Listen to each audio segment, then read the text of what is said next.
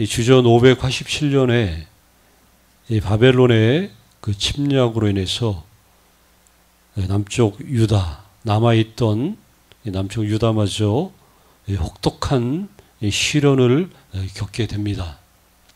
성전이 파괴되고, 그리고 왕을 비롯한 그 수많은 지도층의 인사들, 좋은 가문들, 그런 자녀들, 많은 사람들이 바벨론으로 이제 말 그대로 포로로 끌려갔고, 그리고 그 땅은 말 그대로 점령이 된 거죠. 여호와께서 약속한 땅, 하나님의 백성. 그런데 현실은 말 그대로 비참한 그런 상황에 이르게 된 것은 뭐 그 역사적인 원인들을 뭐 우리가 잘 알 수 있죠. 참 희한합니다. 이스라엘 백성들은 하나님을 잘 섬기면 주변의 나라들이 이스라엘을 두려워해요. 그런데 희한하게 하나님을 제대로 섬기지 못하면 벌써 이방 나라들이 이스라엘을 우습게 여겨요. 속수무책으로 당하기 일쑤고, 그리고 많은 그런 시련들, 그 조그만 나라에서 그 역사적으로 보면 뭐 정말 너무나 많은 그런 일들이 일어나죠. 지금도 그 아랍권에 둘러싸여가지고 지금 또 전쟁이 또 발발하죠. 그냥 이스라엘이란 나라, 이 독특한 그 나라. 아무튼 그때의 어떤 그 상황들을 성경이 말을 해주고 있다는 것이죠. 바벨론 이 포로 생활, 정말 쓸만한 사람들은 다 잡혀가서 말 그대로 남의 나라 이방 땅에서 살아가야만 하는 그 심정들이 과연 어떠했을까? 성경에 이런 현실을 그 묘사해 주는 그런 부분들이 특별히 많이 있는데, 그중에 특히 유명한 그 우리 시편 137편을 보면 그 바벨론의 현실을 이렇게 묘사를 하고 있습니다. 우리가 바벨론의 여러 강변 거기에 앉아서 시온을 기억하며 울었도다. 거기 바벨론의 그 강가에 해가 지면 335 이스라엘 백성들이 모여서 그 매일같이 그 동쪽 시온 그곳을 향해 바라보면서 여기 울었다. 이 그 서름, 이 그 시온에 대한 그리움, 그리고 현실의 그 어려움들, 뭐 이런 것들을 여러 가지 담아내는 그런 모습들이죠. 물론 우리 유명한 그 보니엠의 그 합서 바벨론 강가, 바이 더 리버스 오브 바빌론이라고, 음악은 막 댄스 음악인데 내용은 이 성경 구절 그대로 슬픈 노래 가사인데 뭐 리듬은 뭐 이렇게 유명하게 막 꾹짝꾹짝 하죠. 거기에서 버드나무에 우리가 우리의 수금을 걸었는데 이는 우리를 사로잡은 자가 거기서 우리에게 노래를 부르게 한다는 거예요. 이 항폐하게 한 자가 우리를 항폐하게, 우리를 무너뜨리고 우리가 이렇게 비참하게 된 그 원인을, 물론 자기들이 원인 제공을 한 거지만 어쨌든 그 도구로 이렇게 우리를 쑥대밭으로 만들어준 그 사람들이 우리에게 자기들을 위해서 그 시온에서 불렀던 노래들 우리 한번 불러보라고 말한다는 거예요. 우리가 이방 땅에서 어찌 여호와의 노래를 부를 수 있겠는가? 에스겔 역시 이 포로로 끌려온 사람 가운데 하나였죠. 유명한 포로로 끌려갔던 사람들, 우리 뭐 다니엘, 뭐 친구들, 뭐 이런 사람들 있죠. 에스겔 포로로 역시 끌려간 사람이. 근데 나이가 아직 20대. 그런데 이 에스겔은 그 유명한 그 사독 집안, 사독 제사장, 그 유명한 그 사독의 그 가문의 후에 아버지도 제사장이었고 자기도 제사장. 그런데 제사장인데 제사장의 사역을 감당할 무대도 없는 남의 나라에서 그런데 그런 그 에스겔에게 그 선지자로 부름을 제사장인데 선지자로 부름을 받아요. 여기 바벨론의 여러 강가 중에 한 강가에 있을 때 하나님이 그를 선지자로 부르셨는데 오늘 말씀 이제 쭉 보면 알겠지만 이 마른 뼈에 관한 에스겔의 환상, 우리 아까 찬양도 들었지만 에스겔의 환상처럼 마른 뼈가 살아나는 환상인데 성령님의 역사에 대한 성령님에 관한 아마 구약의 가르침들 중에서 가장 탁월한 가르침을 담고 있는 그런 본문이 오늘 말씀 본문인데 에스겔이 이 낙담한 포로들을 밤이면 날마다 하루 일과가 끝나면 강가에 나와서 시온을 기억하며 울고 있는 그 사람들에게 이 말씀을 하나님의 말씀을 이제 전하는 그 사명을 감당하는 것이죠. 전하는데 이 절망 속에 있었던 사람들은 마치 그 사람들 자체가 이 마른 뼈와 같은 그런 존재라는 거예요. 살았으나 마치 죽어있는 그러한 인생들. 오늘 우리가 읽지는 않았지만 그 전체 이 37장의 에스겔의 환상 이 본문 이 포로민들이 자기들을 마른 뼈들이라고 여길 수밖에 없는 그거를 잘 대변해 주는 말씀이 그 11절에 나와요. 여기 11절에 보면 또 내게 이르시되 인자야. 그러면서 뭐라고 해요? 이 뼈들은 이스라엘 온 족속이다. 이 뼈들은 온 이스라엘의 족속이다라고 말하는 자기들은 마른 뼈와 같은 존재라는 생각을 할 수밖에 없는 그런 삶의 환경 속에 지금 놓여져 있는 거죠. 이 뼈들이 말랐고 우리의 소망이 없어졌으니 우리는 다 멸절되었느니라 이렇게 되었다 하느니라 하는 것. 이런 사람들에게 에스겔이 이 하나님의 말씀을 전하는 거예요. 그러면 이런 사람들 소망이 없어서 죽은 사람들에게 가장 필요한 말씀은 소망을 회복하게 해주는 그런 말씀이 당연히 되어야 되죠. 그들의 소망, 그들이 살아나는 것은 다른 게 아니라 다시 예루살렘으로 돌아가는 것. 이게 그들의 살 소망.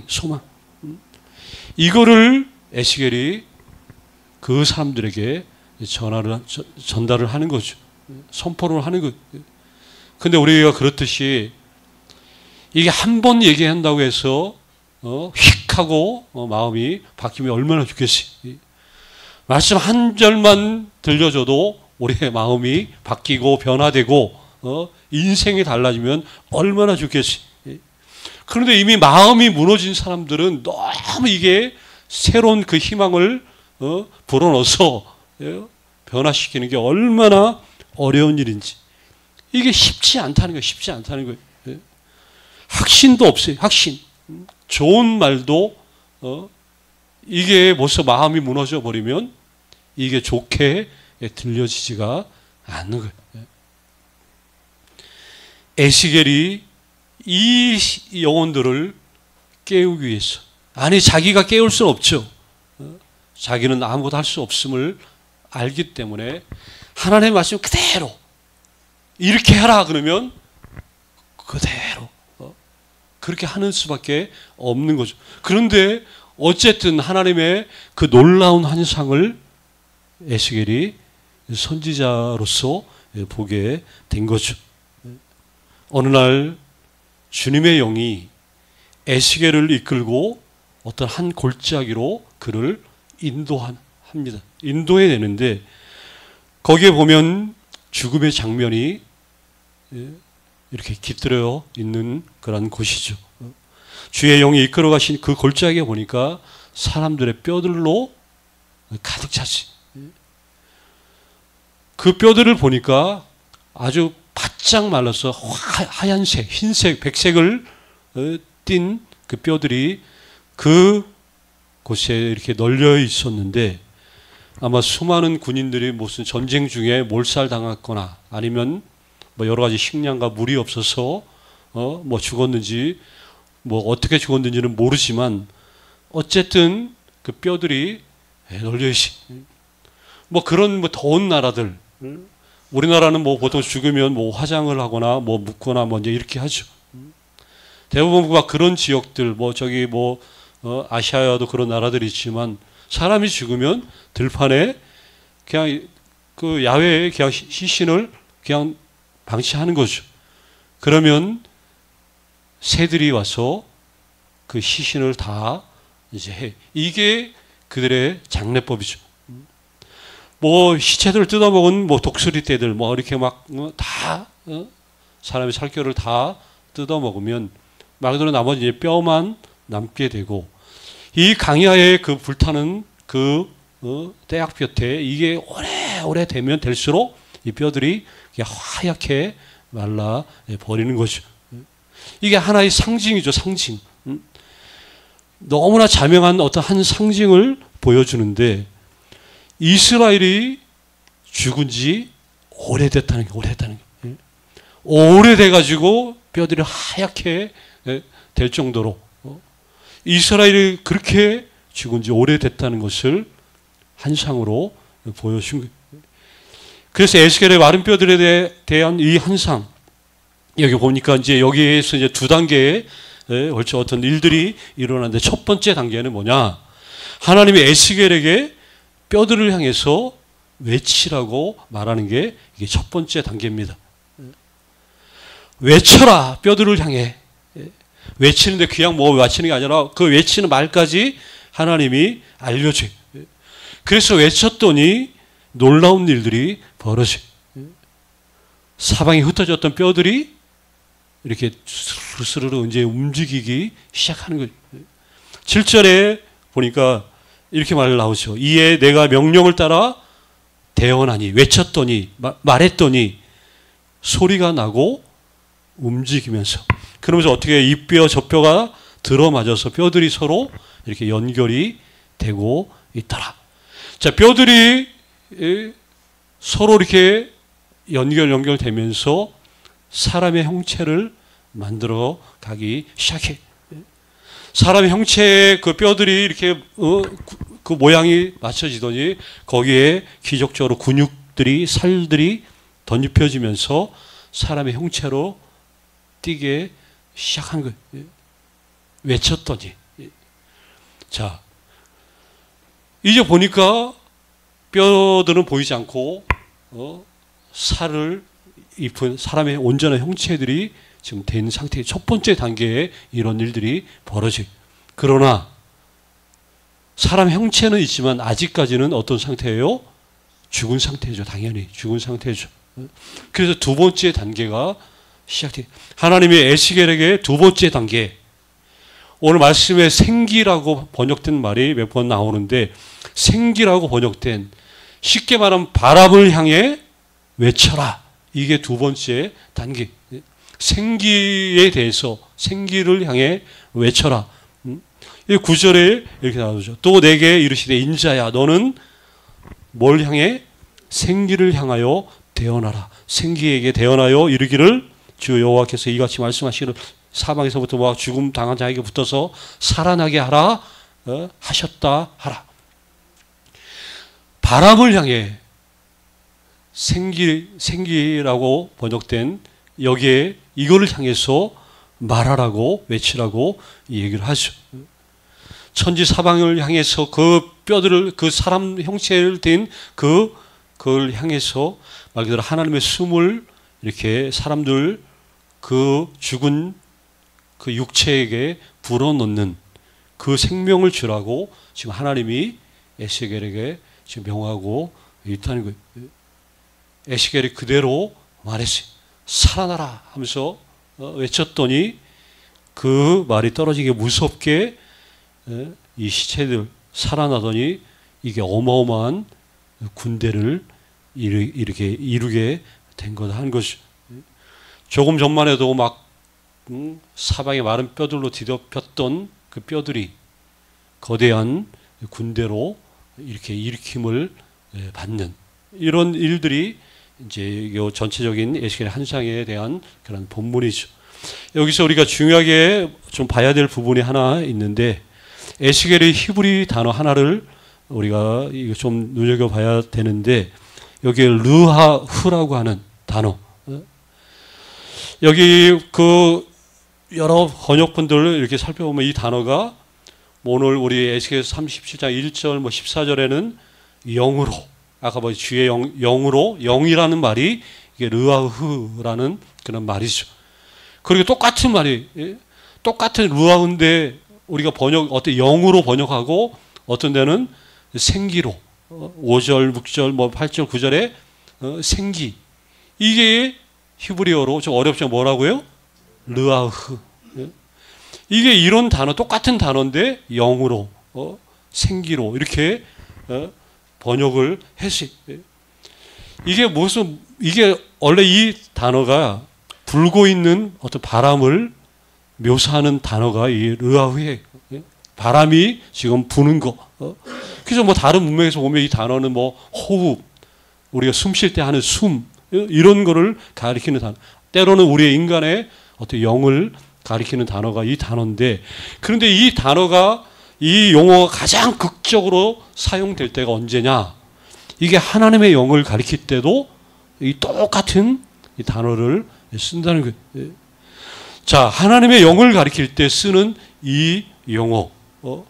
그래서 이 본문에 기록된 마른 뼈들이 살아나는 이 놀라운 이 환상은 말 그대로 생명을 주시는 결국은 성령님의 사역이라고 보면 된다는 것이죠. 왜 이게 이렇게 중요하냐? 주의 영은, 성령님은 죽었던 것을 살리기도 하시고 새롭게도 하신다 하는 거예요. 이 환상을 에스겔이 본 거예요. 하나님은, 주의 성령은 이런 일들 살리고 새롭게 하시는 그러한 분이라는 것을 본인이 선지자로서 더 체험하니까 이 백성들, 아까 말 그대로 낙담하여 막 소망 그렇게 얘기해줘도 없는 그 사람들에게 계속해서 이 소망을 불어넣을 수 있는 그 원동력을 얻게 된 거죠. 자, 거듭 말하지만 이 에스겔의 말씀들은 1차적으로 포로로 잡혀 이방 땅에 살고 있었던 첫 번째 이스라엘 백성들에게 해 주셨던 말씀이, 이 말씀이 차츰차츰 그들의 영혼 가운데 새로운 희망을 갖게 해 준 것이죠.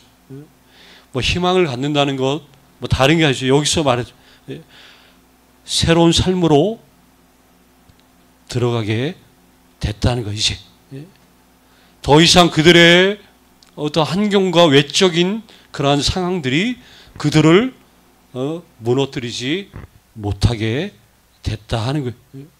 이게 중요한 거죠. 어떠한 일에도, 어떠한 상황 속에서도 그들의 마음을 이제 더 이상 무너뜨릴 수 없다. 하나님의 영으로 가득한 새로운 그 안에서 내적인 어떤 삶으로 온전히 이제 회복이 될 거라는 놀라운 메시지.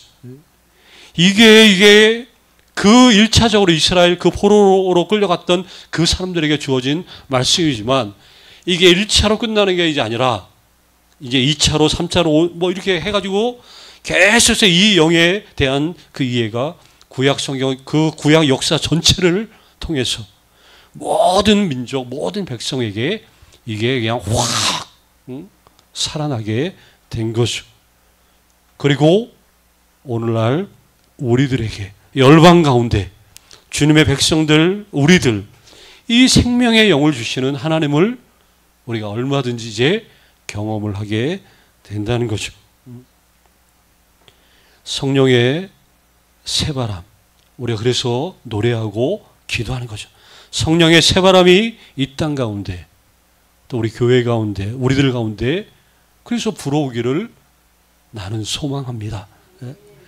우리의 모든 걱정, 근심이 있다면 그런 것들도 우리의 영혼을 침체시키지 못한다 하는 거예요. 우리 그 유명한 그 뭐 고사성어들 가운데 우리 세옹지마라는 말 들어보셨죠? 세옹지마. 이 세옹지마가 뭐 다른 게 아니라 새가 변방, 그 한문이 변방지요. 변방 새. 옹자는 우리 뭐 나이 드신 늙은 그런 연로한 그래서 누가 무슨 옹이란 말 붙이잖아요. 세옹. 변방에 있는 한 노인이 대한 그 말에 대한 그 이야기. 변방에 어떤 한 노인이 있었는데 그 뜻이 그래. 세옹지마라는 뜻이 변방에 한 노인이 있었는데 어느 날 기르고 있었던 말이 도망을 간 거예요. 도망을 가니까 사람들이 동네 이웃 사람들이 찾아와가지고 아이고 위로를 해주는 거지. 아이고 말이 도망가서 아이고 어떡합니까? 위로를 해주는데 이 노인이 말을 하는 거죠. 이게 도리어 복이 될지 누가 합니까? 그랬더니 정말 얼마 며칠 지나고 나니까 이 도망간 말이 다른 말들을 끌고 온 거예요. 그러니 뭐 또 사람들이 참 일일일비하는 거죠. 이렇게 막 뭔가 이렇게 딱 사라지고 잃어버리면 아이고 하다가 이게 복이 그 막 말들을 데리고 오니까 사람들은 또 아이고 막 축하하고 또 기뻐. 야 이렇게 될 줄 누가 하면서 막 기뻐하더니 이 어르신이 이게 또 화가 될지 또 그러니까 자기는 그거 때문에 너무 이렇게 골값 한장하지 않는다 그 얘기를 하는 거죠. 그 얘기를 하는 거죠. 그랬더니 진짜 또 그렇게 아들내미가 이 말을 타다가 말에서 떨어지는 바람에 다리가 부러진 거죠. 그러니까 또 사람들이 또 아이고 어떡합니까? 그러니까 또 얘기하죠. 이게 또 복이 될지 누가 그거 진짜 복이 된 거예요. 보니까 전쟁이 나가지고 그래요. 전쟁이 나가지고 다 그 젊은 애들이 군대를 끌려가가지고 다 막 죽어 나가는데 이 다리 부러져가지고 다리 다 불구가 돼가지고 전쟁에 나가지 않아서 살았다 하는 그런 그 뭐 이야기죠. 뭐 때로는 안 좋은 일도 있고 뭐 좋은 일도 있지만 우리 인생 자체가 막 굴곡이 심하고 변화가 뭐 많을 수도 있지만 뭐 그러나 뭐 우리가 알듯이 세상을 살다 보면 좋은 일도 있고 안 좋은 일도 있고 뭐 이렇지만 이런 것들이 우리의 삶을 좌우시키지 못한다 하는 것들을 우리 예수 믿는 사람들은 이거를 분명히 하는 것이죠. 그래서 이게 우리 예수 믿는 사람들은 세상이 알 수 없는 이러한 놀라운 은혜와 능력들을 가지고 살아가는 사람들이다 하는 것들을 알게 되는 것이죠. 오늘 생명의 바람이 불면 마른 뼈들 정말 살아납니다. 모든 것들 새로워지는 건 당연한 거고 뭐 우리 뭐 연약한 분들도 있고 또 막 앞이 또 불투명하고 여러 가지 뭐 일들이 있을 수 있어요. 그러나 주의 영이 역사하신다는 그 희망만 있으면 우리는 살리시고 새롭게 하시는 그분의 은총을 누구보다도 많이 힘입을 줄 저는 믿습니다. 우리 이따가 그 뭐 찬양 뭐 부르겠지만 주님의 국률이 강같이 흐르면 메마른 땅도 살아나고 거친 강야도 꽃이 피어날 거다 하는 것이죠. 생명의 바람만 불면 우리는 놀라운 일들을 경험하고 이것들에 대한 간증거리가 넘쳐날 줄 저는 믿습니다. 이 은혜가 있기를 다시 한번 주의 이름으로 축원합니다. 아버지 하나님,